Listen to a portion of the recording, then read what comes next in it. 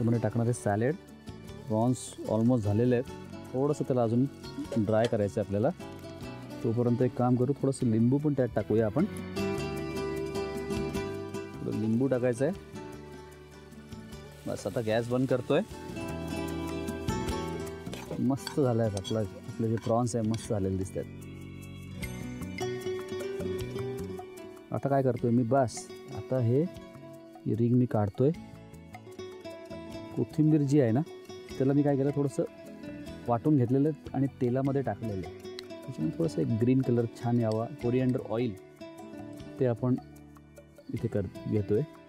Cherry tomatoes रंगासाठी.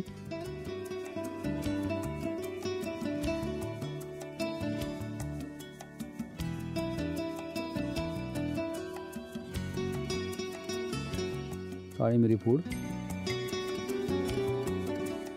वाह, तयार आहे आपला झिंगा सुका.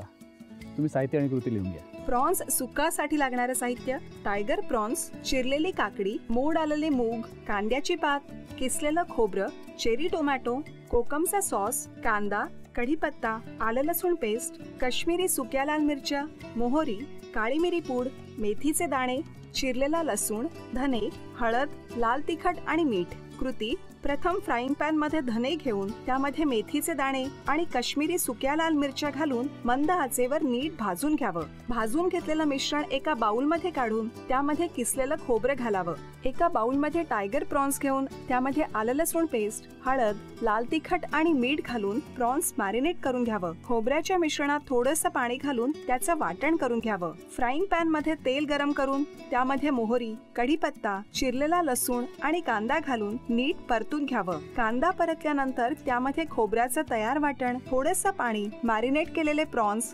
चवीनुसार मीठ, कोकमचा सॉस, काळी मिरी पूड आणि लिंबाचा रस घालून सर्व मिश्रण नीट परतून घ्यावं. एका बाउल मध्ये मोड आलेले मूग घेऊन त्यामध्ये काकडी, कांद्याची पात, मीठ आणि काळी मिरी पूड घालून नीट मिसळून त्याचं सलाड तयार करून घ्यावं. एका सर्व्हिंग प्लेट मध्ये कोकम सॉस, कोथिंबीरीचं तेल, चेरी टोमॅटो आणि काळी मिरी पूडची सजावट करून सलाड बरोबर प्रॉन्स सुका सर्व्ह करावं.